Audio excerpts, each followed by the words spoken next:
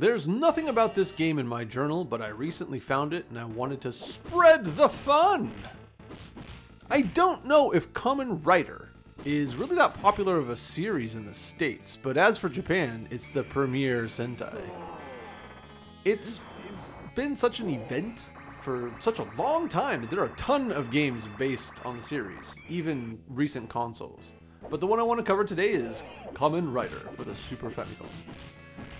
This is a basic and pretty easy belt fighter game with a setup of attack and jump. To be honest, by today's standards, it's way too simple. The charm of the game is not actually the action itself, but the way it's presented.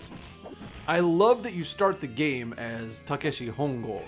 He's radiating the glory of 1971 style. You punch around until you feel the need to become Kamen Rider.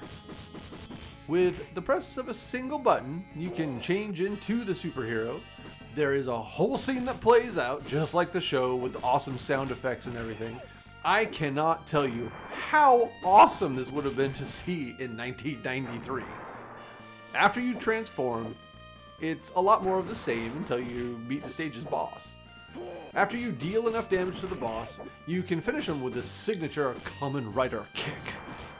It's a cutscene again, but it's truly awesome, and again would have made all the kids lose their frickin' minds in 1993.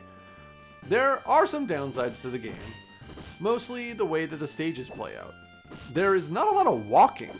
You fight in a fairly contained area, and then jump at the end of the screen onto the next. So it loads screens very often. It's a really odd choice, and it makes the game feel short and somehow dragging out at the same time. It's a weird feeling.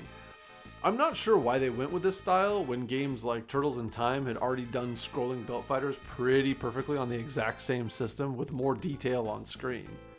But all of the negative stuff aside, if you're a fan of Kamen Rider, this is a super fun game to play, and it's not hard.